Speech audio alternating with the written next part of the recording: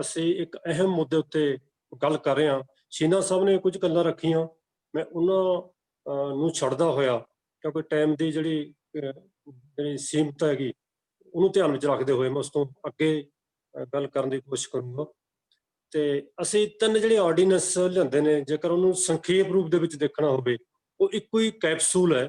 Basically ਤਿੰਨ ordinance ਨਹੀਂ, ਉਹ ਇਸੇ ਕਰਕੇ ਇਕੱਠੇ ਆਏ ਨੇ ਕਿ ਉਹਨਾਂ ਦਾ ਇੱਕ ਦੂਜੇ ਨਾਲ ਬੜਾ ਵਧੀਆ ਸੰਬੰਧ ਹੈ। ਤੇ ਅਸੀਂ ਜਿਹੜੀਆਂ ਇਹ ਆਰਡੀਨੈਂਸ, ਪਹਿਲਾ ਜਿਹੜਾ ਆਰਡੀਨੈਂਸ ਹੈ ਉਹ ਜ਼ਰੂਰੀ ਵਸਤਾਂ ਸੋਧ ਨਾਲ ਸੰਬੰਧਿਤ ਹੈ, ਤਾਂ ਇਹਨੂੰ ਜ਼ਰੂਰੀ ਵਸਤਾਂ ਸੋਧ ਆਰਡੀਨੈਂਸ 2020 ਕਿਹਾ।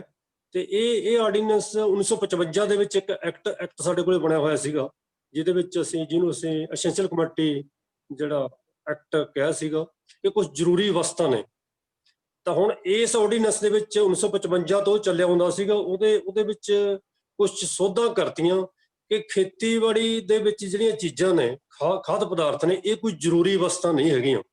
ਇਹੀ ਇੱਕ ਆਪਦੇ ਆਪ ਦੇ ਵਿੱਚ ਇੱਕ ਵੱਡੀ ਗੱਲ ਹੈ ਕਿ ਜਿਨ੍ਹਾਂ ਨੂੰ ਅਸੀਂ ਮੰਨਦੇ ਹਾਂ ਕਿ ਖੇਤੀ ਇੱਕ ਲਾਈਫ ਹੈ, ਖੇਤੀ ਉਦਯੋਗ ਨਹੀਂ ਹੈਗਾ, ਖੇਤੀ ਕੀ ਜ਼ਿੰਦਗੀ ਹੈ।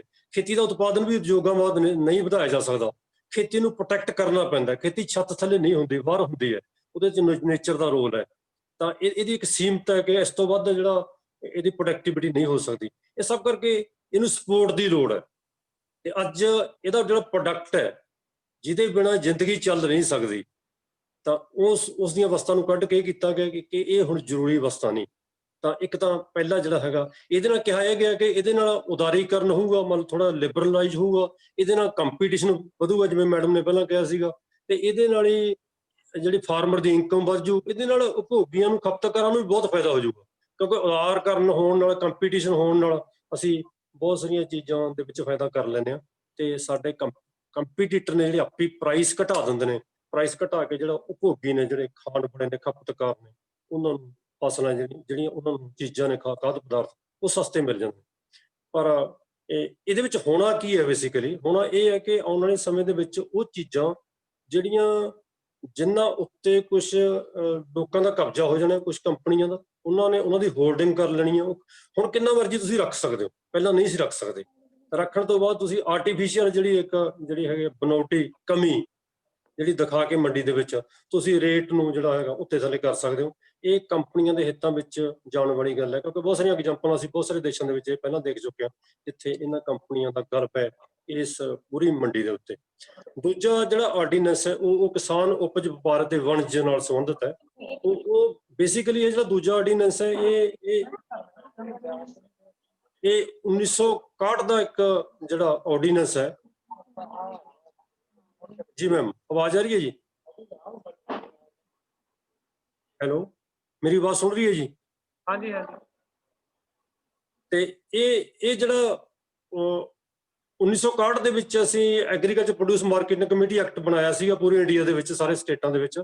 ਤਾਂ ਇਹ 1961 ਦਾ ਐਕਟ ਨੂੰ ਤੋੜਿਆ ਗਿਆ, ਤੋੜ ਕੇ ਇਹ ਤੋੜਨ ਦੀਆਂ ਕੋਸ਼ਿਸ਼, ਇਹ 5 ਜੂਨ 2020 ਨੂੰ ਨਹੀਂ ਤੋੜਿਆ ਗਿਆ।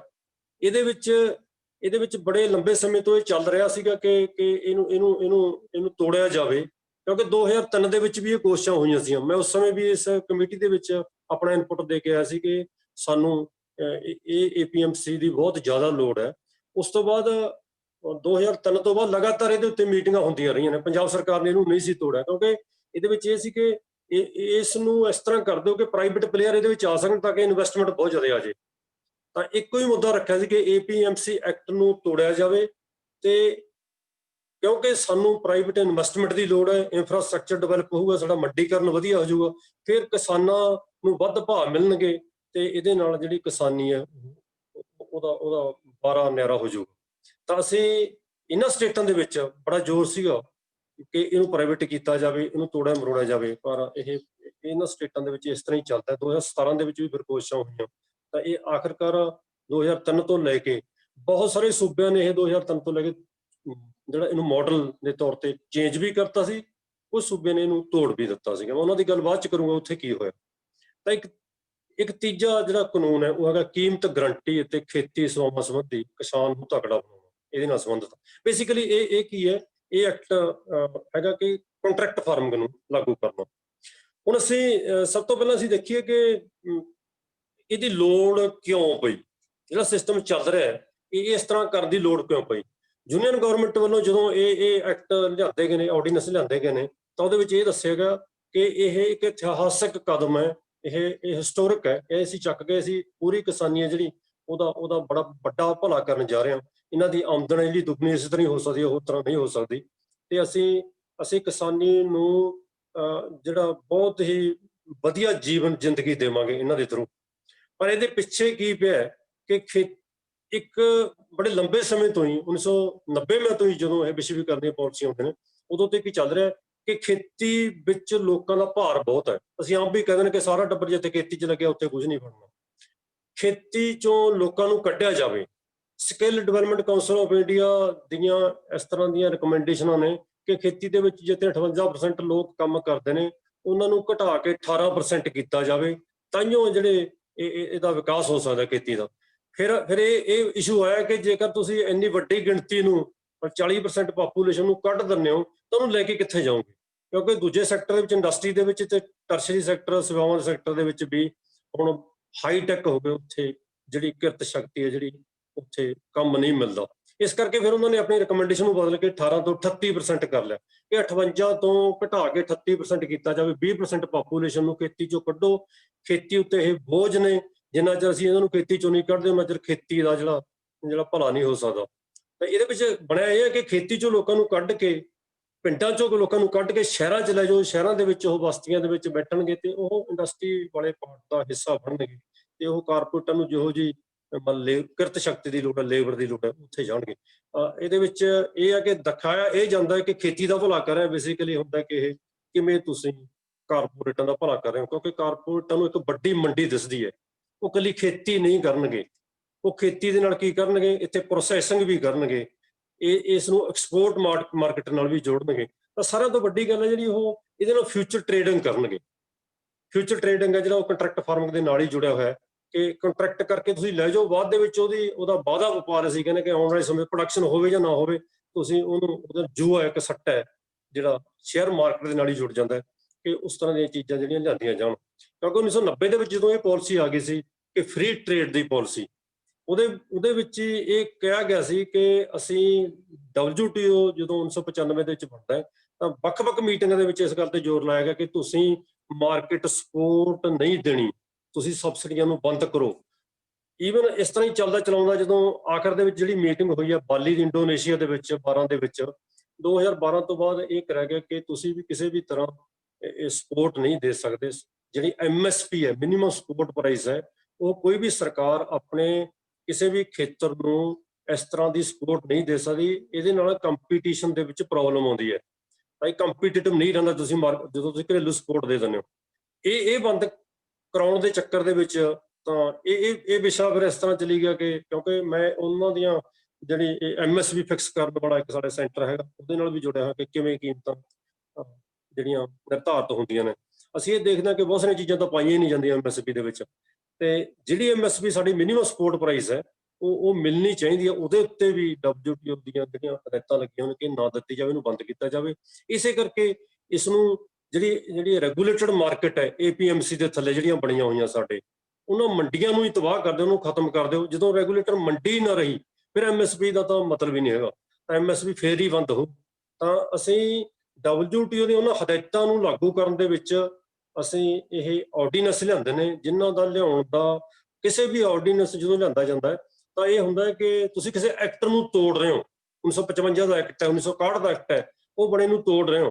ਤਾਂ ਇਹਦੇ ਵਿੱਚ ਤੁਸੀਂ ਉਸ ਹਾਲਤ ਦੇ ਵਿੱਚ ਆਰਡੀਨੈਂਸ ਲਿਆਉਂਦੇ ਨੇ ਐਕਟ ਨੂੰ ਤੋੜਨ ਵਾਸਤੇ ਜਦੋਂ ਬਹੁਤ ਜ਼ਿਆਦਾ ਐਮਰਜੈਂਸੀ ਹੋਵੇ ਕਿ ਹੁਣ ਤਾਂ ਸਰਦਾ ਨਹੀਂ ਹੈਗਾ, ਹੁਣ ਤਾਂ ਸਾਰੇ ਡੁੱਬ ਜਾਣਗੇ, ਮਰ ਜਾਣਗੇ। ਪਰ ਇਹ ਸਾਨੂੰ ਲੱਗਦਾ ਨਹੀਂ ਸੀ ਕਿ ਖੇਤੀ ਦੇ ਵਿੱਚ ਇਸ ਤਰ੍ਹਾਂ ਦੀ ਕੋਈ ਆਰਡੀਨੈਂਸ ਲਿਆਉਣ ਦੀ ਲੋੜ ਸੀ। ਕੇਂਦਰ ਸਰਕਾਰ ਨੇ ਆਪਣੇ ਇਸ ਕਰੋਨਾ ਟਾਈਮ ਦਾ ਫਾਇਦਾ ਉਠਾਉਂਦੇ ਹੋਏ ਕਿ ਇਹਦੇ ਉੱਤੇ ਕੋਈ ਵਿਰੋਧ ਨਹੀਂ ਹੋਊਗਾ, ਤਾਂ ਉਸ ਸਮੇਂ ਦੇ ਵਿੱਚ ਇੱਕ ਸਮੇਂ ਨੂੰ ਸਮਝ ਕੇ ਕਿ ਬੜਾ ਵਧੀਆ ਸਮਾਂ ਹੈ ਆਪਣੀਆਂ ਜਿਹੜੀਆਂ ਪਾਲਿਸੀਆਂ ਨੂੰ ਥੋਪਣ ਦਾ, ਉਸ ਸਮੇਂ ਦੇ ਵਿੱਚ ਇਹ ਆਰਡੀਨੈਂਸ ਲਿਆਂਦਾ ਗਿਆ। ਤਾਂ ਇਹਦੇ ਵਿੱਚ ਮਤਲਬ ਹਾਲੇ ਵੀ ਸਾਨੂੰ ਕੋਈ ਕਾਹਲ ਨਹੀਂ ਸੀ ਲੱਗਦੀ ਕਿ ਭਾਵੇਂ ਕਿ ਉਹਨਾਂ ਕੋਲੇ ਮੈਜੋਰਟੀ ਇਹ ਫਿਰ ਵੀ, ਕਿਉਂਕਿ ਉਹ ਸਤੰਬਰ ਦੇ ਵਿੱਚ ਹੀ ਹੋ ਰਿਹਾ, ਉਹਦੇ ਵਿੱਚ ਜਿਹੜਾ ਐਕਟ ਬਣਨ ਜਾ ਰਿਹਾ ਹੈ। ਕਿਉਂਕਿ ਕਿਸੇ ਵੀ ਆਰਡੀਨੈਂਸ ਦੀ ਜਿਹੜੀ ਲਾਈਫ ਹੈ ਉਹ 6 ਮਹੀਨੇ ਹੁੰਦੀ ਹੈ। 6 ਮਹੀਨਿਆਂ ਤੋਂ ਬਾਅਦ ਜੇ 4 ਦਸੰਬਰ ਤੱਕ ਇਹ ਚੇਂਜ ਨਹੀਂ ਹੁੰਦਾ ਤਾਂ ਖਤਮ ਹੋ ਜਾਂਦਾ, ਜਾਂ ਐਕਸਟੈਂਸ਼ਨ ਹੋ ਸਕਦੀ ਹੈ ਜਾਂ ਇਹਨੂੰ ਐਕਟ ਦੇ ਵਿੱਚ ਬਦਲਣਾ ਪਊਗਾ। ਤਾਂ ਅਸੀਂ ਇਹ ਕਾਹਲੀ ਦੇ ਵਿੱਚ ਲਿਆਂਦਾ ਗਿਆ ਆਰਡੀਨੈਂਸ ਹੈ। ਇਹ ਕਾਹਲੀ ਤਾਂ ਕੀਤੀ ਗਈ ਹੈ ਕਿ ਕਾਰਪੋਰੇਟ ਦਾ ਇੱਕ ਪ੍ਰੈਸ਼ਰ ਸੀਗਾ। ਦੂਜੀ ਗੱਲ ਕਿ ਇਹ ਸਟੇਟ ਸਬਜੈਕਟ ਦੇ ਉੱਤੇ ਇੱਕ ਵੱਡਾ ਹਮਲਾ ਹੈ, ਸਟੇਟਾਂ ਉੱਤੇ ਵੱਡਾ ਹਮਲਾ ਹੈ। ਪੂਰੀ ਮੰਡੀਕਰਨ ਨਹੀਂ, ਪੂਰਾ ਜਿਹੜਾ ਖੇਤੀ ਦਾ ਸੈਕਟਰ ਹੈ ਉਹ ਸਟੇਟ ਸਬਜੈਕਟ ਹੈ, ਤੇ ਸਟੇਟਾਂ ਨੂੰ ਹੀ ਇਹਦੇ ਵਿੱਚ ਆਪਣੇ ਕਾਨੂੰਨ ਬਣਾਉਣ ਦਾ, ਸਟੇਟਾਂ ਨੂੰ ਹੀ ਖੇਤੀ ਦੇ ਵਿੱਚ ਆਪਣੀਆਂ ਪਾਲਿਸੀਆਂ ਬਣਾਉਣ ਦਾ ਅਧਿਕਾਰ ਹੁੰਦਾ ਹੈ। ਤੇ ਇਹ ਦੋ ਜਿਹੜੇ ਹਮਲੇ ਨੇ ਇੱਕੋ ਦੌਰ ਦੇ ਵਿੱਚ, ਕਿ ਸਟੇਟਾਂ ਵਾਲਾ ਹਮਲਾ ਵੀ ਕਰ ਲੈਣਾ ਤੇ ਖੇਤੀ ਦੇ ਉੱਤੇ ਆਪਣੇ ਉਹ ਸਾਰੇ ਐਕਟਾਂ ਨੂੰ ਵੀ ਚੇਂਜ ਕਰ ਦੇਣਾ, ਇਸ ਸਮੇਂ ਦੇ ਵਿੱਚ ਇਹ ਹੋਇਆ ਜਿਹੜਾ ਨਹੀਂ ਸੀ ਹੋਣਾ ਚਾਹੀਦਾ। ਤਾਂ ਅਸੀਂ ਇਹ ਕਿ ਜਿੱਥੇ ਪੰਜਾਬ ਦਾ ਸਿਸਟਮ ਹੈ ਜਿਹੜਾ ਮੰਡੀ ਦਾ, ਉਹ ਬਹੁਤ ਵਧੀਆ ਸਿਸਟਮ ਹੈ, ਇਹਨੂੰ ਮੰਨਿਆ ਜਾਂਦਾ। ਇਹਨੂੰ ਲੋੜ ਤਾਂ ਸੀ ਕਿ ਇਹਨੂੰ ਹੋਰ ਸੁਧਾਰਿਆ ਜਾਂਦਾ, ਕਿਉਂਕਿ ਪੰਜਾਬ ਦੇ ਵਿੱਚ 7000 ਇੰਡੀਆ ਦੇ ਵਿੱਚ 7000 ਮੰਡੀਆਂ ਨੇ, ਜਿਨ੍ਹਾਂ ਦਾ ਨੰਬਰ ਇਹ ਸੀ ਕਿ 5 ਕਿਲੋਮੀਟਰ ਦੇ ਏਰੀਏ ਦੇ ਵਿੱਚ ਇੱਕ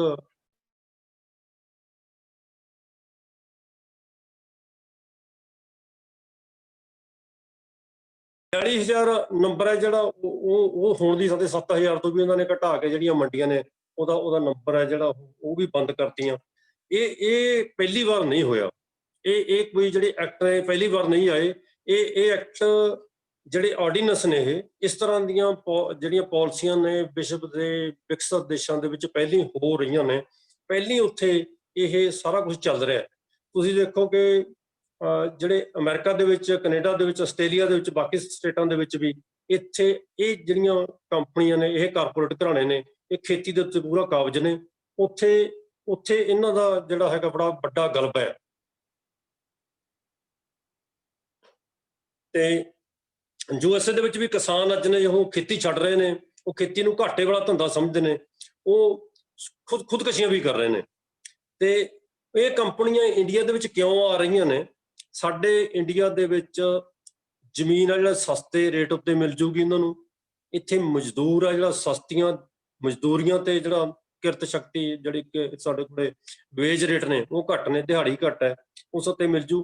ਤੇ ਇਸ ਤੋਂ ਵੱਡੀ ਗੱਲ ਹੈ ਕਿ ਇਹਨਾਂ ਨੂੰ ਬਹੁਤ ਵੱਡੀ ਮੰਡੀ ਮਿਲ ਜੂ, ਇਹ ਚੀਜ਼ਾਂ ਨੂੰ ਵੇਚਣਾ ਵੀ ਹੈ। ਤਾਂ ਇਸ ਕਰਕੇ ਇਹ ਝਪਟ ਰਹੀਆਂ ਨੇ ਇਸ ਬਿਜ਼ਨਸ ਉੱਤੇ। ਅੱਜ ਇਹ ਜਾਣਿਆ ਜਾਂਦਾ ਕਿ ਦੁਨੀਆ ਦੇ ਵਿੱਚ ਜੇ ਕੋਈ ਸਭ ਤੋਂ ਪ੍ਰੋਫਿਟੇਬਲ ਕੰਮ ਹੈ ਉਹ ਫਾਰਮਾਸਿਊਟੀਕਲ ਹੈ, ਜਿਹੜੀਆਂ ਦਵਾਈਆਂ ਮਨੁੱਖੀ ਨੇ ਉਹਨਾਂ ਦੇ ਵਿੱਚ ਸਭ ਤੋਂ ਵੱਧ ਪ੍ਰੋਫਿਟ ਹੈ। ਉਸ ਤੋਂ ਬਾਅਦ ਜਿਹੜਾ ਪ੍ਰੋਫਿਟ ਆਉਂਦਾ ਉਹ ਐਗਰੀ ਬਿਜ਼ਨਸ ਦੇ ਵਿੱਚ ਹੈ। ਇਹ ਐਗਰੀ ਬਿਜ਼ਨਸ ਦੁਨੀਆ ਦਾ ਸੈਕੰਡ ਪ੍ਰੋਫਿਟੇਬਲ ਕੰਮ ਹੈ। ਤੇ ਇਹਦੇ ਨਾਲ ਜੇਕਰ ਅਸੀਂ ਇਸ ਇੰਡੀਆ ਦੀ ਵੱਡੀ ਮਾਰਕੀਟ ਦੀ ਜਿਹੜੀ ਕ੍ਰੌਪ ਇੰਸ਼ੋਰੈਂਸ ਨੂੰ ਜੋੜ ਲਈਏ ਤਾਂ ਸ਼ਾਇਦ ਇਹ ਫਾਰਮਾਸਿਊਟੀਕਲ ਨੂੰ ਵੀ ਟੱਪ ਜਾਂਦਾ ਹੈ, ਕਿਉਂਕਿ ਕ੍ਰੌਪ ਇੰਸ਼ੋਰੈਂਸ ਇੱਕ ਆਪਦੇ ਆਪ ਵਿੱਚ ਐਡੀ ਵੱਡੀ ਮਾਰਕੀਟ ਉਹ ਵੀ ਇਹਦੇ ਨਾਲ ਜੁੜ ਜਾਣੀ ਹੈ। ਜਦੋਂ ਇਹ ਕ੍ਰੌਪ ਇੰਸ਼ੋਰੈਂਸ ਹੈ ਜਿਹੜੀ ਇਹ ਆ ਗਈ ਤਾਂ ਇਹਦਾ ਇੰਨਾ, ਕਿਉਂਕਿ ਤੁਸੀਂ ਦੇਖੋ ਕਿ ਪੰਜਾਬ ਦੇ ਵਿੱਚੋਂ 2008 ਦੇ ਵਿੱਚ ਇੱਕ ਪਾਇਲਟ ਕੀਤਾ ਸੀਗਾ। ਇਹਦੇ ਵਿੱਚ ਕੀ ਹੈ ਕਿ ਕਿਸਾਨ ਹੈ ਕੁਛ ਹਿੱਸਾ ਪਾਉਂਦੇ ਨੇ, ਕੁਛ ਸਰਕਾਰਾਂ ਪਾਉਂਦੀਆਂ ਨੇ, ਸੈਂਟਰ ਸਰਕਾਰ ਤੇ ਸਟੇਟ ਸਰਕਾਰਾਂ। ਤਾਂ ਜਿਹੜੀਆਂ ਵੀ ਕੰਪਨੀਆਂ ਨੇ ਇੰਸ਼ੋਰੈਂਸ ਕੰਪਨੀਆਂ, ਉਹ ਕੀ ਕਰਦੀਆਂ ਨੇ, ਸਾਰਾ ਹਿੱਸਾ ਸਰਕਾਰ ਦਾ ਸੈਂਟਰ ਦਾ ਲੈ ਜਾਂਦੀਆਂ ਨੇ, ਸਾਰਾ ਸਟੇਟ ਦਾ ਲੈ ਜਾਂਦੀਆਂ ਨੇ, ਅੱਧਾ ਹਿੱਸਾ ਕਿਸਾਨਾਂ ਦਾ ਲੈ ਜਾਂਦੀਆਂ, ਬਾਕੀ ਜਿਹੜਾ ਅੱਧਾ 25% ਉਹ ਕਿਸਾਨਾਂ 'ਚ ਵੰਡ ਦਿੰਦੀਆਂ।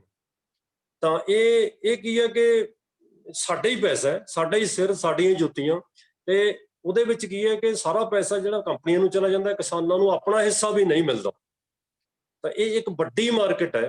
ਜਿਵੇਂ ਹਰਿਆਣੇ ਦੇ ਵਿੱਚ ਕੀਤਾ ਕਿ ਉਹਨਾਂ ਨੇ ਕ੍ਰੌਪ ਲੋਨ ਦੇ ਨਾਲ ਹੀ ਜੋੜਦਾ ਇੰਸ਼ੋਰੈਂਸ ਨੂੰ। ਤਾਂ ਇਹ ਐਗਰੀ ਬਿਜ਼ਨਸ ਇੰਸ਼ੋਰੈਂਸ ਸਭ ਜਿਹੜਾ ਹੈਗਾ ਧੰਦਾ, ਇਹਦੇ ਵਿੱਚ ਵੱਡੇ ਇਨਵੈਸਟਮੈਂਟ ਕਰਨ ਦੀਆਂ ਸੰਭਾਵਨਾਵਾਂ ਪਈਆਂ ਨੇ, ਇਹਦੇ ਵਿੱਚ ਵੱਡੀ ਪ੍ਰੋਫਿਟੇਬਿਲਿਟੀ ਦੀਆਂ ਸੰਭਾਵਨਾਵਾਂ ਪਈਆਂ ਨੇ। ਇਸੇ ਕਰਕੇ ਇਹ ਕੰਪਨੀਆਂ ਨੇ ਜਿਹੜੀਆਂ ਇਸ ਵੱਡੀ ਮਾਰਕੀਟ ਉੱਤੇ ਅੱਖ ਰੱਖ ਰਹੀਆਂ ਨੇ। ਅੱਜ ਦੁਨੀਆ ਦੀਆਂ 2012 ਦੀ ਇੱਕ ਰਿਪੋਰਟ ਹੈ ਕਿ ਦੁਨੀਆ ਦੀਆਂ 4 ਕੰਪਨੀਆਂ ਨੂੰ ABCD ਕਹਿੰਦੇ ਨੇ, ਉਹਨਾਂ ਦਾ ਵੱਡਾ ਹਿੱਸਾ ਜਿਹੜਾ ਪੂਰੀ ਦੁਨੀਆ ਦਾ 90% ਜਿਹੜਾ ਹਿੱਸਾ ਹੈ ਇਹ ਇਹਨਾਂ 4 ਕੰਪਨੀਆਂ ਦੇ ਕੰਟਰੋਲ ਦੇ ਵਿੱਚ ਹੈ। ਇਹਦੇ ਵਿੱਚ ਕਾਰਗਿਲ ਵੀ ਇੱਥੇ ਆਪਣੇ ਕੰਮ ਕਰਦੀ ਰਹੀ ਹੈ। ਤਾਂ ਇਸੇ ਤਰ੍ਹਾਂ ਹੀ ਕੁਛ ਇਹਦੇ ਉੱਤੇ ਕਿੰਤੂ ਪ੍ਰੰਤੂ ਹੋਏ ਨੇ ਕਿ ਸ਼ੁਰੂ 'ਚ ਜਦੋਂ ਇਹ ਆਰਡੀਨੈਂਸ ਲਿਆਂਦੇ ਸੀ ਤਾਂ 2 ਤਰ੍ਹਾਂ ਦੇ ਮਤ ਜਿਹੜੇ ਉੱਠੇ ਸੀਗੇ ਕਿ ਕੁਛ ਲੋਕ ਇਹ ਕਹਿੰਦੇ ਸੀ ਕਿ ਇਹਦੇ ਬਹੁਤ ਨੁਕਸਾਨ ਹੋਣਗੇ, ਥੋੜੇ ਲੋਕ ਇਹ ਵੀ ਕਹਿੰਦੇ ਸੀ ਕਿ ਇਹਨਾਂ ਦੇ ਫਾਇਦੇ ਹੋਣਗੇ। ਤਾਂ ਉਹ ਫਾਇਦਿਆਂ ਦੇ ਵਿੱਚ ਕੁਝ ਲੌਜਿਕ ਉਹਨਾਂ ਨੇ ਖੜੇ ਕੀਤੇ ਸੀ ਕਿ MSP ਇਸ ਤਰ੍ਹਾਂ ਹੀ ਚੱਲਦੀ ਰਹੂਗੀ, ਜਿਹੜੇ ਇਹ ਮੰਡੀਆਂ ਵੀ ਚੱਲਦੀਆਂ ਰਹਿਣਗੀਆਂ, ਜਿਹਨੇ ਇੱਥੇ ਜਾਣਾ ਇੱਥੇ ਚਲੇ ਜਾਣ, ਜਿਹਨੇ ਇੱਥੇ ਨਹੀਂ ਜਾਣਾ ਉਹ ਦੂਜੀ ਮੰਡੀ ਚਲੇ ਜਾਣ। ਇਸੇ ਤਰ੍ਹਾਂ ਉਹਨਾਂ ਨੇ ਕਹਿੰਦੇ ਕਿ ਬੰਦਿਆਂ ਨੂੰ ਖੁੱਲ੍ਹ ਹੈਗੀ, ਕਿਤੇ ਮਰਜ਼ੀ ਜਾ ਕੇ ਵੇਚ ਦੇਣ, ਜਿਹਦੇ ਜੀ ਕਰਦਾ ਇੱਥੇ ਵੇਚਣ, ਜਿਹਦੇ ਜੀ ਕਰਦਾ ਭਾਵੇਂ ਪਾਕਿਸਤਾਨ ਜਾ ਮਤਲਬ ਜਿਹੜਾ ਹੈਗਾ ਕਿਸੇ ਉਧਰ ਸਾਊਥ ਦੀ ਮੰਡੀ ਦੇ ਵਿੱਚ ਜਾ ਕੇ ਵੇਚ ਦੇਣ। ਤਾਂ ਇਹਦੇ ਨਾਲ ਫਾਇਦਾ ਹੋ ਜਾਊਗਾ। ਪਰ ਹੌਲੀ ਹੌਲੀ ਕੀ ਹੋਇਆ ਕਿ ਜਿਹੜੇ ਵੀ ਬੰਦੇ ਇਹਦੇ ਵਿਰੋਧ ਚ ਬੋਲਦੇ ਸੀ, ਅੱਜ ਉਹ ਲਗਭਗ ਸਾਰੇ ਚੁੱਪ ਕਰ ਗਏ। ਇਹ ਤੋਂ ਕੀ ਲੱਗਦਾ ਕਿ ਸਾਫ਼ ਹੈ ਤੋਂ ਕਿ ਉਹਨਾਂ ਦੇ ਇਸ ਲੌਜਿਕ ਦੇ ਵਿੱਚ ਬਹੁਤਾ ਕੋਈ ਦਮ ਨਹੀਂ ਸੀਗਾ। ਇਸ ਕਰਕੇ ਲੋਕਾਂ ਨੇ ਭਲਾ ਸਮਝਿਆ ਵੀ ਆਪਾਂ ਹੁਣ ਇਹਦਾ ਹੋਰ ਜਿਹੜਾ ਆਪਾਂ ਇਹਦੇ ਪੱਖ ਦੇ ਵਿੱਚ ਨਹੀਂ ਬੋਲ ਸਕਦੇ, ਕਿਉਂਕਿ ਲੌਜਿਕ ਹੀ ਕੋਈ ਨਹੀਂ ਸੀ। ਜਿਹੜੇ 3-4 ਲੌਜਿਕ ਆਏ ਸੀਗੇ ਉਹਦੇ ਵਿੱਚ ਇਹ ਪਹਿਲਾਂ ਰੱਖਿਆ ਸੀ ਕਿ ਇਹ ਮੰਡੀਆਂ ਇਸ ਤਰ੍ਹਾਂ ਹੀ ਚੱਲਦੀਆਂ ਰਹਿਣਗੀਆਂ। ਤੇ ਇਹਦੇ ਉੱਤੇ ਅਸੀਂ ਜਿੰਨਾ ਕੁ ਮਤਲਬ ਖੋਜ ਕੀਤੀ ਉਹਦੇ ਵਿੱਚ ਇਹ ਹੈ ਕਿ ਜਿਵੇਂ ਇੰਡੀਆ ਦੇ 86% ਕਿਸਾਨ ਨੇ ਉਹ ਛੋਟੇ ਨੇ, 5 ਕਿੱਲਿਆਂ ਤੋਂ ਘੱਟ ਬੜੇ, ਤੇ ਇਹਨਾਂ ਵਿੱਚੋਂ ਵੀ 67% ਉਹਨੇ ਜਿਨ੍ਹਾਂ ਕੋਲ 2.5 ਏਕੜ ਤੋਂ ਵੀ ਘੱਟ ਹੈ। ਤਾਂ ਇਹ ਛੋਟੇ ਕਿਸਾਨ ਨੇ, ਇਹ ਸਾਨੂੰ ਪਤਾ ਕਿ ਇਹ ਤਾਂ ਇਹਨਾਂ ਮੰਡੀਆਂ 'ਚ ਹੀ ਮਸਾ ਲੈ ਕੇ ਜਾਂਦੇ ਆ, ਤੇ ਦੂਜੀਆਂ ਮੰਡੀਆਂ 'ਚ ਕਿੱਥੇ ਜਾ ਕੇ ਇਹਨਾਂ ਨੇ ਕਰਨਾ। ਤਾਂ ਜੇਕਰ ਇਹ ਛੋਟੇ ਕਿਸਾਨ, ਇੰਡੀਆ ਦੇ ਇਹ ਛੋਟੇ ਕਿਸਾਨ ਇਸ ਨਵੀਆਂ ਮੰਡੀਆਂ 'ਚ ਜਾ ਹੀ ਨਹੀਂ ਸਕਦੇ, ਤਾਂ ਸਾਨੂੰ ਇਹ ਪਤਾ ਹੋਣਾ ਚਾਹੀਦਾ ਕਿ ਫਿਰ ਇਹ 86% ਬੰਦੇ ਤਾਂ ਇਹਦੇ ਵਿੱਚ ਜਾ ਹੀ ਨਹੀਂ ਸਕਦੇ, ਫਿਰ ਇਹ ਬਣਾਈਆਂ ਕਿਹਦੇ ਲਈ ਨੇ? 14% ਲਈ। ਜੇ 14% ਤਾਂ ਪਹਿਲਾਂ ਹੀ ਜਿਹੜੇ ਉਹ ਠੀਕ ਨੇ, ਉਸ ਮੰਡੀ ਦੇ ਵਿੱਚ ਤਾਂ ਜਾ ਸਕਦੇ ਨੇ। ਇਹ ਤਾਂ ਮਤਲਬ ਮੰਤਵ ਹੈ ਸਾਡਾ, ਇਹ ਨਹੀਂ ਕਿ ਕਿਸਾਨੀ ਜਾ ਸਕੂਗੀ। ਮੰਤਵ ਇਹ ਹੈ ਕਿ ਕਾਰਪੋਰੇਟਾਂ ਨੂੰ ਫਾਇਦਾ ਕਿਵੇਂ ਪਹੁੰਚਾਉਣਾ। ਤਾਂ ਇੱਕ ਇਹ ਸੀਗਾ ਕਿ ਜਦੋਂ ਪੈਰਲਲ 2 ਮੰਡੀਆਂ ਬਣ ਜਾਣਗੀਆਂ, ਇੱਕ ਮੰਡੀ ਸਰਕਾਰੀ ਰੈਗੂਲੇਟਡ ਮਾਰਕੀਟ ਜਿਹੜੀ ਪਹਿਲਾਂ ਹੀ ਚੱਲਦੀ ਹੈ, ਇੱਕ ਨਵੀਂ ਮੰਡੀ ਜਿਹੜੀ ਪ੍ਰਾਈਵੇਟ ਬਣਨੀ ਹੈ, ਤਾਂ ਉਹ 2 ਤਰ੍ਹਾਂ ਦੀਆਂ ਮੰਡੀਆਂ ਚੱਲਦੀਆਂ ਰਹਿਣਗੀਆਂ। ਤਾਂ ਪ੍ਰਾਈਵੇਟ ਮੰਡੀ ਦੇ ਵਿੱਚ ਕੋਈ ਟੈਕਸ ਨਹੀਂ, ਸਰਕਾਰੀ ਮੰਡੀ ਦੇ ਵਿੱਚ ਟੈਕਸ ਹੈ 8.5%, ਜਿਹਦਾ 3% ਮਾਰਕੀਟ ਫੀਸ ਹੈ, 3% RDF ਰੂਲ ਡਿਵੈਲਪਮੈਂਟ ਫੰਡ ਹੈ, 2.5% ਆੜਤੀਆਂ ਦਾ ਕਮਿਸ਼ਨ ਹੈ, 8.5% ਤਾਂ 2.5% ਆੜਤੀਆਂ ਨੂੰ ਚਲਾ ਜਾਂਦਾ, 6% ਸਰਕਾਰ ਨੂੰ ਚਲਾ ਜਾਂਦਾ। ਇਹ ਜਿਹੜਾ ਟੈਕਸ ਹੈ, ਇੱਕ ਕੁਆਂਟਲ ਝੋਨੇ ਦੇ ਉੱਤੇ 155 ਰੁਪਏ ਬਣਦਾ ਅੱਜ ਦੀ ਰੇਟ 'ਚ, ਤੇ ਕਣਕ ਉੱਤੇ 164 ਰੁਪਏ ਕੁਆਂਟਲ ਦਾ ਬਣਦਾ। ਅੱਜ ਸਰਕਾਰ ਨੂੰ ਖਰੀਦਣ ਵਾਸਤੇ 155 ਤੋਂ 164 ਰੁਪਇਆ ਇੱਕ ਕੁਆਂਟਲ ਦਾ ਹੋਰ ਦੇਣਾ ਪੈਂਦਾ। ਪ੍ਰਾਈਵੇਟ ਬੰਦਿਆਂ ਨੂੰ ਜਿਹੜੀ ਬਾਹਰ ਮੰਡੀ ਉਹਦੇ ਵਿੱਚ ਨਹੀਂ ਦੇਣਾ ਪੈਂਦਾ, ਕਿਉਂਕਿ ਉਹਨਾਂ ਨੇ ਟੈਕਸ ਪੇ ਨਹੀਂ ਕਰਨਾ। ਤਾਂ ਉੱਥੇ ਇਹ ਟੈਕਸ ਉਹ ਨਹੀਂ ਪੇ ਕਰਦੇ। ਉਹ ਉੱਥੇ ਕੀ ਕਰਨਗੇ ਕਿ ਕਿਸਾਨਾਂ ਨੂੰ ਹੋ ਸਕਦਾ 55 ਤੋਂ 64 ਰੁਪਏ ਉਹ ਕੁਆਂਟਲ ਦਾ ਵੱਧ ਦੇ ਦੇਣ, ਤੇ ਆਪ 100 ਰੁਪਇਆ ਕੁਆਂਟਲ ਹੋਰ ਕਮਾ ਲੈਣ ਵੱਧ। ਇਹਦੇ ਨਾਲ ਕੀ ਹੋਊਗਾ ਕਿ ਕਿਸਾਨ ਨੇ ਜਿਹੜੇ ਉਹ ਪ੍ਰਾਈਵੇਟ ਮੰਡੀਆਂ ਵੱਲ ਜਾਣਗੇ, ਤੇ ਇੱਧਰ ਜਿਹੜੀ ਸਰਕਾਰੀ ਮੰਡੀ ਆ ਉਹਦੇ ਵਿੱਚ ਜਿਹੜੀ ਪ੍ਰੋਕਿਉਰਮੈਂਟ ਘਟ ਜਾਊਗੀ। ਹੌਲੀ ਹੌਲੀ ਉਹਨਾਂ ਨੇ ਕੀ ਕਰ ਦੇਣਾ ਕਿ ਇਸ ਪ੍ਰੋਕਿਉਰਮੈਂਟ ਦੇ ਹਿਸਾਬ ਦੇ ਨਾਲ ਉਹਨਾਂ ਨੇ ਜਿਹੜਾ ਇਹਨੂੰ ਇੱਥੇ ਕੋਟਾ ਫਿਕਸ ਕਰ ਦੇਣਾ, ਕਿਉਂਕਿ ਪੰਜਾਬ ਤੇ ਹਰਿਆਣੇ ਦੇ ਵਿੱਚ ਹੀ ਕੱਲਾ ਦਾਣਾ ਜਿਹੜਾ ਕਣਕ ਝੋਨੇ ਦਾ ਉਹ ਖਰੀਦਿਆ ਜਾਂਦਾ। ਹੋਰ ਸਟੇਟਾਂ ਦੇ ਵਿੱਚ ਵੀ MSP ਹੈਗੀ ਹੈ, ਹੋਰ ਸਟੇਟਾਂ ਦੇ ਵਿੱਚ ਵੀ ਪ੍ਰੋਕਿਉਰਮੈਂਟ ਹੁੰਦੀ ਹੈ, ਪਰ ਉੱਥੇ ਪੂਰਾ ਦਾਣਾ ਸਾਰੇ ਸਟੇਟ ਦਾ ਨਹੀਂ ਖਰੀਦਿਆ ਜਾਂਦਾ। ਜਿਵੇਂ ਕੁਝ ਦਾਲਾਂ ਦੇ ਵਿੱਚ, ਕੁਝ ਜਿਹੜਾ ਤੇਲ ਬੀਜਾਂ ਦੇ ਵਿੱਚ ਖਰੀਦੀਆਂ ਜਾਂਦੀਆਂ ਨੇ ਕ੍ਰੌਪਸ, ਪਰ ਸਾਰਾ ਨਹੀਂ ਖਰੀਦਿਆ ਜਾਂਦਾ ਕਿ ਜਿੰਨਾ ਸਟੇਟ ਦੇ ਵਿੱਚ ਪੈਦਾ ਹੋ ਗਿਆ। ਉੱਥੇ ਗਵਰਨਮੈਂਟ ਕੋਟਾ ਫਿਕਸ ਕਰਦੀ ਹੈ ਕਿ ਅਸੀਂ ਇੰਨਾ ਖਰੀਦਣਾ। ਜਦੋਂ ਹੀ ਉਹਨਾਂ ਦਾ ਉਹਨਾਂ ਕੋਟਾ ਪੂਰਾ ਹੋ ਜਾਂਦਾ, ਉਸ ਤੋਂ ਬਾਅਦ ਉਹ ਮੰਡੀ ਦੇ ਵਿੱਚ ਖਰੀਦ ਬੰਦ ਕਰ ਦਿੰਦੀ ਹੈ। ਇਸੇ ਤਰ੍ਹਾਂ ਕੀ ਕਰਨਾ ਹੈ, ਇਸ ਪੈਟਰਨ ਦੇ ਉੱਤੇ ਇਹਨਾਂ ਨੇ ਪੰਜਾਬ ਹਰਿਆਣੇ ਦੇ ਵਿੱਚ ਵੀ ਆਪਣਾ ਜਿਹੜਾ ਕੋਟਾ ਫਿਕਸ ਕਰ ਲੈਣਾ, ਕਿਉਂਕਿ ਘੱਟ ਆਉਣਾ ਹੈ। ਅਗਲੇ ਸਾਲ ਉਹਨਾਂ ਨੇ ਉਹਨਾਂ ਕੋਟਾ ਫਿਕਸ ਕਰ ਦੇਣਾ, ਹੋਰ ਘੱਟ ਆਉਣਾ। ਹੌਲੀ ਹੌਲੀ ਕੀ ਹੈ ਕਿ ਪ੍ਰਾਈਵੇਟ ਜਿਹੜੇ ਰਹਿ ਜਾਣਗੇ, ਇਹ ਜਿਹੜੀ ਸਰਕਾਰੀ ਖਰੀਦ ਹੈ ਉਹ ਬੰਦ ਹੋ ਜਾਣੀ ਹੈ, ਤੇ ਇਸ ਬੰਦ ਹੋਣ ਨਾਲ ਜਿਹੜੇ ਪ੍ਰਾਈਵੇਟ ਨੇ ਉਹ ਆਪਣਾ ਰੇਟ ਘਟਾ ਦੇਣਗੇ, ਕਿਉਂਕਿ ਇਹ ਮੁਕਾਬਲੇ ਦੇ ਵਿੱਚ ਨਹੀਂ ਹੋਣਗੇ। ਤਾਂ ਇਹ ਫੇਜ਼ ਦੇ ਵਿੱਚ MSP ਤੋਂ ਭੱਜਣ ਦੀ ਜਿਹੜੀ ਗੱਲ ਹੈਗੀ ਹੈ, ਕਿਉਂਕਿ ਬਿਹਾਰ ਦੇ ਵਿੱਚ ਜਿਹੜਾ 2000 ਜਦੋਂ 2003 ਦਾ ਮਾਡਲ ਹੈ, 2006 ਦੇ ਵਿੱਚ ਬਿਹਾਰ ਨੇ ਆਪਣਾ APMC ਐਕਟ ਨੂੰ ਖਤਮ ਕਰਤਾ ਸੀ। ਬਹੁਤ ਸਾਰੇ ਸਟੇਟਾਂ ਨੇ ਇਹਨੂੰ ਚੇਂਜ ਕਰਤਾ ਸੀ, ਤੇ ਬਿਹਾਰ ਨੇ ਪੂਰਾ ਬੰਦ ਕਰਤਾ ਸੀ, ਖਤਮ ਹੀ ਕਰਤਾ। ਤਾਂ ਉਸ ਸਟੇਟ ਦੀ ਮੈਂ ਤੁਹਾਡੇ ਨਾਲ ਗੱਲ ਕਰਦਾ ਕਿ ਉੱਥੇ ਕੀ ਹੋਇਆ, ਕਿਉਂਕਿ ਬਿਹਾਰ ਦੇ ਵਿੱਚ ਜੋ ਹੋਇਆ 2003 ਤੋਂ ਲੈ ਕੇ ਹੁਣ ਸਾਡੇ ਕੋਲ ਮਤਲਬ 6 ਤੋਂ ਲੈ ਕੇ ਹੁਣ 14-15 ਸਾਲ ਹੋ ਗਏ। 15 ਸਾਲ ਦੇ ਵਿੱਚ ਜੋ ਉੱਥੇ ਹੋਇਆ ਉਹੀ ਇੱਥੇ ਹੋਣ ਜਾ ਰਿਹਾ। ਇਸ ਕਰਕੇ ਬਹੁਤ ਇੰਪੋਰਟੈਂਟ ਹੈ ਇਸ ਗੱਲ ਨੂੰ ਸਮਝਣਾ ਕਿ ਬਿਹਾਰ ਦੇ ਵਿੱਚ ਜਦੋਂ ਇਹ ਐਕਟ APMC ਐਕਟ, ਜਿਹਨੂੰ ਅਸੀਂ ਕਿਸਾਨ ਉਪਜ ਵਪਾਰ ਅਤੇ ਵਣਜ ਵਾਲਾ ਐਕਟ ਹੈਗਾ, ਇਹਨੂੰ ਖਤਮ ਕਰਤਾ ਸੀਗਾ 1961 ਦੇ ਐਕਟ ਨੂੰ। ਤਾਂ ਉੱਥੇ ਦੇਖੋ, ਪਹਿਲੀ ਗੱਲ ਹੈ ਕਿ ਬਿਹਾਰ ਦੇ ਵਿੱਚ ਇਹ ਉਡਾਇਆ ਗਿਆ ਸੀਗਾ, ਜਿਵੇਂ ਇੱਥੇ ਵੀ ਉਡਾਇਆ ਜਾਂਦਾ ਕਿ ਇਹਦੇ ਨਾਲ ਇੰਫਰਾਸਟਰਕਚਰ ਬਹੁਤ ਡਿਵੈਲਪ ਹੋ ਜਾਊਗਾ, ਇਹਦੇ ਨਾਲ ਪ੍ਰਾਈਵੇਟ ਇਨਵੈਸਟਮੈਂਟ ਬਹੁਤ ਜ਼ਿਆਦਾ ਆ ਜਾਊਗੀ, ਬਿਹਾਰ ਇੱਕ agriculture hub of the country ਬਣ ਜਾਊਗੀ, ਬਿਹਾਰ ਦੇ ਬੱਲੇ ਹੋ ਜਾਣਗੇ। ਤੁਸੀਂ ਦੇਖਿਓ, ਅਸੀਂ ਜਿਹੜਾ ਪ੍ਰਾਈਵੇਟ ਇਨਵੈਸਟਮੈਂਟ ਆਉਂਦਾ, ਮੈਂ ਸਾਰੇ ਥਾਵਾਂ ਉੱਤੇ ਖੋਜ ਕਰਨ ਦੀ ਕੋਸ਼ਿਸ਼ ਕੀਤੀ, ਇਹਦੇ ਉੱਤੇ ਇੱਕ ਰਿਪੋਰਟ ਵੀ ਦਰਜ ਕੀਤੀ ਪਿਛਲੇ ਦਿਨਾਂ 'ਚ, ਕਿ ਸਾਨੂੰ ਕੁਝ ਨਹੀਂ ਲੱਭਿਆ ਕਿ ਕਿਤੇ ਵੀ ਇਨਵੈਸਟਮੈਂਟ ਆਇਆ ਹੋਵੇ। ਕੋਈ ਇਨਵੈਸਟਮੈਂਟ ਨਹੀਂ ਆਇਆ। ਜਦੋਂ ਇਨਵੈਸਟਮੈਂਟ ਨਹੀਂ ਆਇਆ, ਕੋਈ ਵੀ ਇੰਫਰਾਸਟਰਕਚਰ ਡਿਵੈਲਪ ਨਹੀਂ ਹੋਇਆ। ਸਗੋਂ ਬਿਹਾਰ ਦੀ ਐਗਰੀਕਲਚਰ ਦਾ ਜਿਹੜਾ ਗਰੋਥ ਰੇਟ ਸੀਗਾ ਉਹ 2001 ਤੋਂ ਲੈ ਕੇ 7 ਤੱਕ ਮਤਲਬ ਜਿਹੜਾ ਹੈ ਜਿਹੜਾ APMC ਐਕਟ ਤੋਂ 1.98% ਸੀ। 2% ਦੇ ਨੇੜੇ, 1.98% ਸੀ। ਜਿਹੜਾ ਹੁਣ 13 ਤੋਂ 17 ਦਾ ਡਾਟਾ ਮੈਂ ਦੇਖਿਆ 1.28% ਰਹਿ ਗਿਆ, 1.98 ਤੋਂ 1.28% ਰਹਿ ਗਿਆ। ਇਹਦਾ ਮਤਲਬ ਗਰੋਥ ਰੇਟ ਘਟ ਗਿਆ। ਇਸੇ ਤਰ੍ਹਾਂ ਜਿਹੜੀ MSP ਤੇ ਫਾਰਮ ਹਾਰਵੈਸਟ ਪ੍ਰਾਈਸ MSP ਕਈ ਵਾਰੀ ਦੇ ਕਿ ਫਾਰਮਰਾਂ ਨੂੰ ਕੀ ਮਿਲਦਾ, ਉਹ ਵੀ ਜਿਹੜਾ ਹੈਗਾ ਪਹਿਲਾਂ ਨਾਲੋਂ ਘੱਟ ਮਿਲਣੀ ਸ਼ੁਰੂ ਹੋ ਗਈ। ਇਸ ਤੋਂ ਬਾਅਦ ਲੈਂਡ ਦੀ ਕੰਸੈਂਟਰੇਸ਼ਨ ਸ਼ੁਰੂ ਹੋ ਗਈ ਕਿ ਛੋਟੇ ਕਿਸਾਨ ਨੇ ਜਿਹੜੇ ਉਹਨਾਂ ਦਾ ਉਹਦੀ ਪ੍ਰਪੋਰਸ਼ਨ ਹੈ ਜਿਹੜੀ ਉਹ ਪਹਿਲਾਂ ਨਾਲੋਂ ਘਟ ਗਈ, ਛੋਟੇ ਕਿਸਾਨਾਂ ਦਾ ਨੰਬਰ ਘਟ ਗਿਆ। ਇਹਦੇ ਉਲਟ ਵੱਡੇ ਕਿਸਾਨਾਂ ਦਾ ਨੰਬਰ ਵੱਧ ਗਿਆ। ਇਹਦਾ ਕੀ ਮਤਲਬ ਹੈ ਕਿ ਛੋਟੀ ਕਿਸਾਨੀ ਹੈ ਜਿਹੜੀ ਉਹ ਆਪਣੀ ਖੇਤੀ ਚੋਂ ਬਾਹਰ ਹੋ ਗਈ ਜਾਂ ਉਹ ਆਪਣੀ ਜ਼ਮੀਨ ਵੇਚ ਗਈ, ਤੇ ਵੱਡੀ ਕਿਸਾਨੀ ਕੋਲ ਹੋਰ ਇਹਦਾ ਮਤਲਬ ਕੰਸੈਂਟਰੇਸ਼ਨ ਜਦੋਂ ਲੈਂਡ ਸ਼ੁਰੂ ਹੋ ਜਾਏ ਇਹਦਾ ਮਤਲਬ ਕੀ ਹੈ ਕਿ ਛੋਟੀ ਕਿਸਾਨੀ ਵਾਇਬਲ ਨਹੀਂ ਰਹੀ।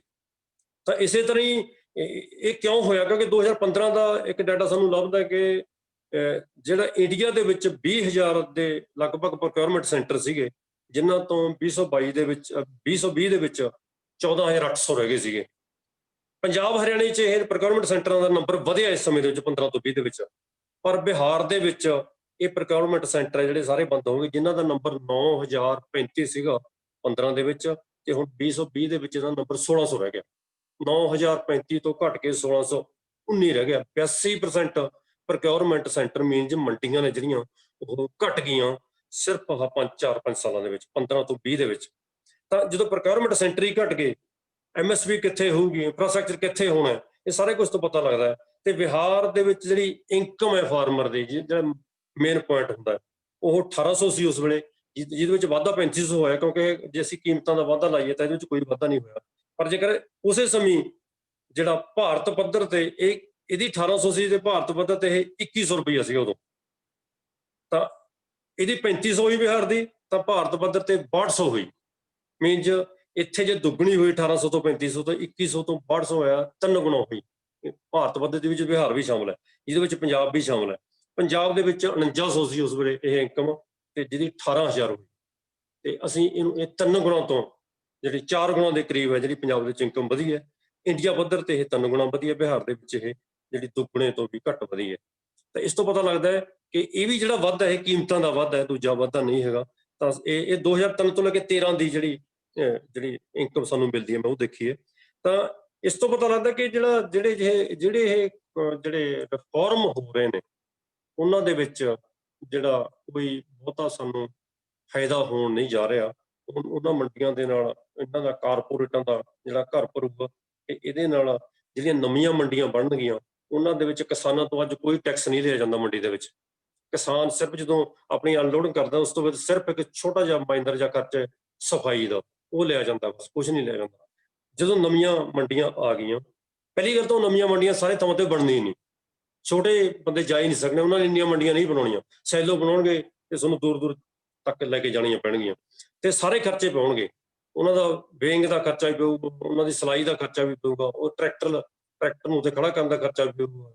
ਤੁਸੀਂ ਅੱਜ ਦੇਖੋ ਰੇਲਵੇ ਨੂੰ ਉਹਨਾਂ ਨੇ ਪ੍ਰਾਈਵੇਟ ਕੀਤਾ, ਜਿਹੜੇ 5 ਰੇਲਵੇ ਸਟੇਸ਼ਨ ਪ੍ਰਾਈਵੇਟ ਕੀਤੇ ਨੇ, ਉਹਨਾਂ ਦੇ ਵਿੱਚ ਜੇਕਰ ਤੁਸੀਂ ਕਿਸੇ ਆਪਣੇ ਗੈਸਟ ਨੂੰ ਛੱਡਣ ਵੀ ਜਾਣਾ ਰੇਲਵੇ ਸਟੇਸ਼ਨ ਤੇ, ਤਾਂ ਤੁਹਾਨੂੰ 50 ਰੁਪਏ ਦਾ ਰੇਲਵੇ ਦੀ ਟਿਕਟ ਲੈਣੀ ਪੈਂਦੀ ਆ। ਹੁਣ ਹਾਲੇ ਸ਼ੁਰੂ ਦੇ ਵਿੱਚ ਪਹਿਲਾਂ ਹੀ ਕਰਤੀ, ਜਿਹੜੀ ਅਸੀਂ ਪਹਿਲਾਂ ਫ੍ਰੀ ਚਲੇ ਜਾਂਦੇ ਸੀ ਜਾਂ 1-2 ਰੁਪਏ ਦੀ ਟਿਕਟ ਸੀ।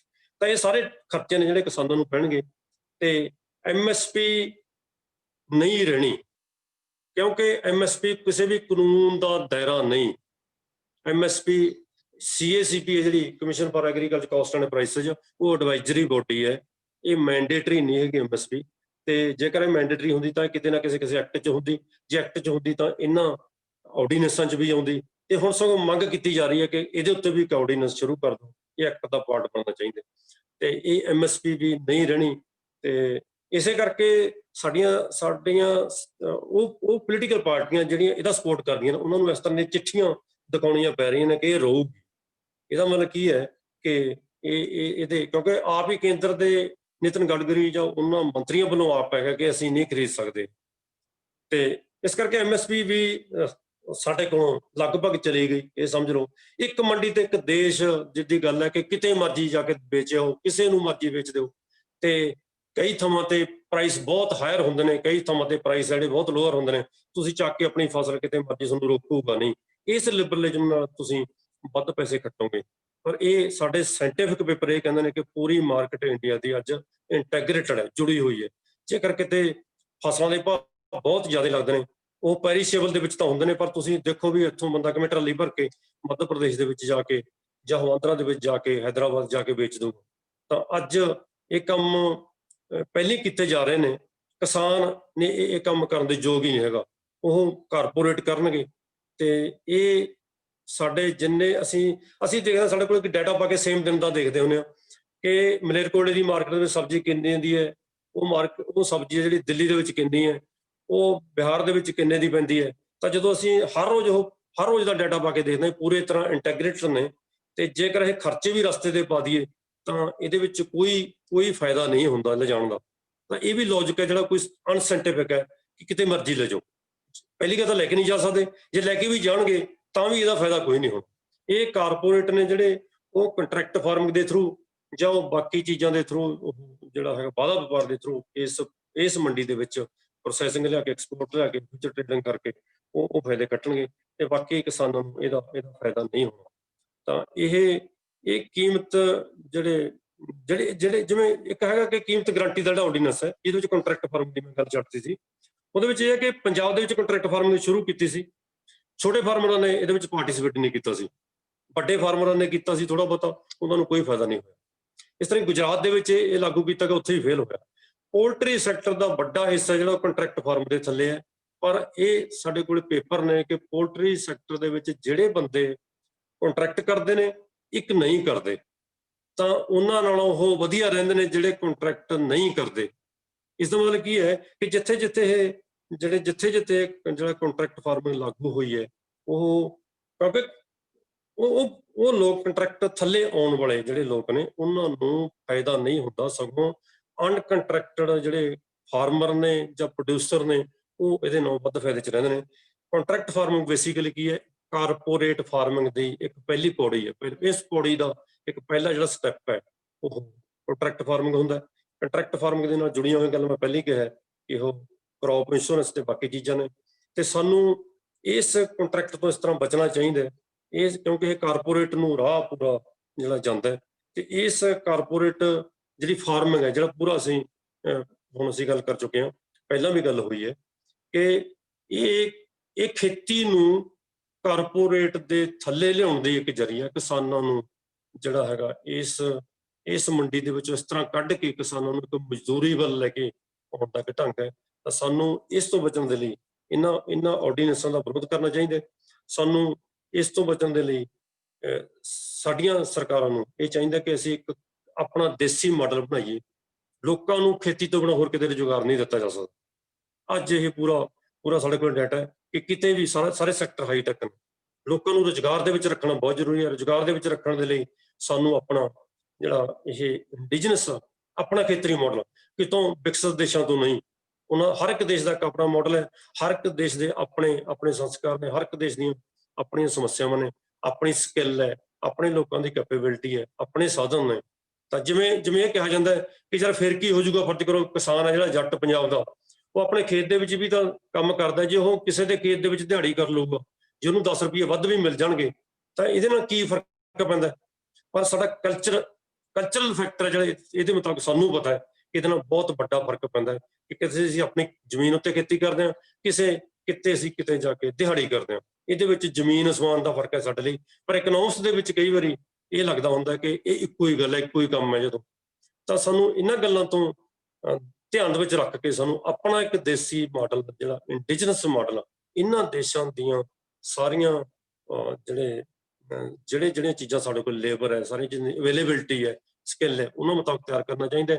ਤੇ ਸਾਨੂੰ ਖੇਤੀ ਦੇ ਅਗਾਊਂ ਤੇ ਪਛਾਊਂ ਜਿਹੜੇ ਸੰਬੰਧ ਨੇ ਉਹ ਬਣਾਉਣੇ ਚਾਹੀਦੇ ਕਿ ਖੇਤੀ ਦੇ ਵਿੱਚ ਕਿਹੜੇ ਇਨਪੁੱਟ ਆਉਂਦੇ ਨੇ ਉਹ ਵੀ ਇੱਥੇ ਬਣਨ, ਖੇਤੀ ਦਾ ਆਊਟਪੁੱਟ ਕਿੱਥੇ ਜਾਂਦਾ ਉਹ ਵੀ ਜਿਹੜਾ ਉਹਦੀ ਪ੍ਰੋਸੈਸਿੰਗ ਹੋਵੇ, ਉਹਦੇ ਨਾਲ ਪ੍ਰੋਸੈਸਿੰਗ ਹੈ, ਉਹਦੇ ਨਾਲ ਐਕਸਪੋਰਟ ਹੈ। ਇਹ ਚੀਜ਼ਾਂ ਨੇ ਜਿਹੜੀਆਂ ਸਾਡੇ ਇੱਥੇ ਇਸ ਇਕੋਨਮੀ ਦੇ ਵਿੱਚ ਬਣਨੇ ਚਾਹੀਦੇ ਨੇ। ਜਿੰਨਾ ਚਿਰ ਅਸੀਂ ਇਸ ਖੇਤੀ ਦੇ ਅਗਾਊਂ ਤੇ ਪਛਾਊਂ ਸੰਬੰਧ ਹੈ ਜਿਹੜੇ ਉਹ ਬਣਾ ਕੇ ਖੇਤੀ ਨੂੰ ਵਿਕਸਿਤ ਨਹੀਂ ਕਰਦੇ, ਉਹਨਾਂ ਚਿਰ ਅਸੀਂ ਇਸ ਖੇਤੀ ਨੂੰ ਘਾਟੇ ਵਾਲੀ ਜਿਹੜੀ ਜਾਣ ਲਈ ਤੋਰਾਂਗੇ। ਤੇ ਦੋਸਤੋ, ਮੈਨੂੰ ਇਹ ਲੱਗਦਾ ਕਿ ਸੱਚਮੁੱਚ ਇਹ ਨਹੀਂ ਹੈਗਾ ਕਿ ਇਹਦਾ ਹੱਲ ਨਹੀਂ ਹੈਗਾ, ਇਹ ਨਹੀਂ ਹੈਗਾ ਕਿ ਸਰਕਾਰਾਂ ਨੂੰ ਪਤਾ ਨਹੀਂ ਹੈਗਾ, ਇਹ ਨਹੀਂ ਹੈਗਾ ਕਿ ਉਹ ਐਂ ਕਰ ਲੈਣ, ਪਰ ਉਹਨਾਂ ਨੂੰ ਇਹ ਹੈ ਕਿ ਉਹ ਇਹਦੇ ਪੱਖ ਦੇ ਵਿੱਚ ਭੁਗਤਦੀਆਂ ਨੇ। ਇਹ ਸਰਕਾਰਾਂ ਸਾਡੀਆਂ ਇਸ ਗੱਲ ਦੇ ਪੱਖ ਦੇ ਵਿੱਚ ਭੁਗਤਦੀਆਂ ਨੇ ਕਿ ਕਾਰਪੋਰੇਟਾਂ ਨੂੰ ਕਿਹੜੀ ਗੱਲ ਦਾ ਫਾਇਦਾ ਹੈ। ਤਾਂ ਉਹਦੇ ਵਾਸਤੇ ਇਹ ਬੜਾ ਤਤਪਰ ਹੁੰਦੇ ਨੇ। ਹੋਰ ਵੀ ਚੀਜ਼ਾਂ ਬਹੁਤ ਸਾਰੀਆਂ ਐਮਰਜੈਂਸੀ 'ਚ ਉਧਰ ਧਿਆਨ ਨਹੀਂ ਦਿੱਤਾ ਗਿਆ। ਜਿਹੜੇ ਵੀ ਸੈਕਟਰਾਂ ਦੇ ਵਿੱਚ ਉਹਨਾਂ ਦੀ ਜਿਹੜੀ ਗਲਬਾ ਵੱਧ ਸਕਦਾ ਸੀਗਾ, ਤਾਂ ਉਹਨਾਂ ਸੈਕਟਰਾਂ ਨੂੰ ਲਿਆ ਕੇ ਬੜੀ ਕਾਹਲੀ ਦੇ ਵਿੱਚ ਕੀਤਾ ਗਿਆ। ਅੱਜ ਸਾਡੀ ਖੇਤੀ ਹੈ ਜਿਹੜੀ, ਇਹਨੂੰ ਬਚਾਉਣ ਦੀ ਲੋੜ ਹੈ, ਇਹਨੂੰ ਮੁਨਾਫੇ ਵਾਲੀ ਕਰਨ ਦੀ ਲੋੜ ਹੈ। ਇਹਦੇ ਵਿੱਚ ਸਾਨੂੰ ਜਿਹੜੀ ਪਾਪੂਲੇਸ਼ਨ ਨੂੰ ਰੱਖਣ ਦੀ ਲੋੜ ਹੈ, ਕਿਉਂਕਿ ਇਹੀ ਹੈ ਜਿਹੜਾ ਸੈਕਟਰ ਜਿਹੜਾ ਸਾਡਾ ਘੱਟੋ ਘੱਟ ਜਿਹੜਾ ਘੱਟ ਵਿਕਸਿਤ ਦੇਸ਼ਾਂ ਦੇ ਵਿੱਚ, ਇਹ ਘੱਟ ਵਿਕਸਿਤ ਦੇਸ਼ਾਂ ਦਾ ਕਨਸੈਪਟ ਵੀ ਵੈਸੇ ਮਾੜੀ ਗੱਲ ਹੈ, ਤੇ ਇਹਨੂੰ ਅਸੀਂ ਇਸ ਤਰ੍ਹਾਂ ਲੈਂਦੇ ਹਾਂ। ਉਹਨਾਂ ਦੇ ਵਿਕਾਸ ਕਰਨ ਦੇ ਲਈ, ਸੱਚਮੁੱਚ ਦਾ ਵਿਕਾਸ ਤੇ ਕਰਨ ਦੇ ਲਈ ਸਾਨੂੰ ਖੇਤੀ ਦੇ ਵਿੱਚ ਲੋਕਾਂ ਨੂੰ ਰੱਖਣਾ ਪਊਗਾ। ਖੇਤੀ ਜ਼ਿੰਦਗੀ ਹੈ ਤੇ ਖੇਤੀ ਤੋਂ ਬਚਿਆ ਨਹੀਂ ਜਾ ਸਕਦਾ। ਨਾ ਜਿਹੜਾ ਖਾਦ ਪਦਾਰਥਾਂ ਦਿੱਤੇ ਜਾ ਸਕਦੇ, ਨਾ ਰੁਜ਼ਗਾਰ ਦਿੱਤਾ ਜਾ ਸਕਦਾ। ਤਾਂ ਅੱਜ ਅਸੀਂ ਆਪਣਾ ਮਾਡਲ ਬਣਾ ਕੇ ਇਹਨਾਂ ਜਿਹੜੇ ਖੇਤੀ ਨੂੰ ਵਿਕਸਿਤ ਕਰਨ ਦੀ ਲੋੜ ਹੈ। ਇਹਨਾਂ ਸ਼ਬਦਾਂ ਨਾਲ ਸਾਰਿਆਂ ਦਾ ਧੰਨਵਾਦ।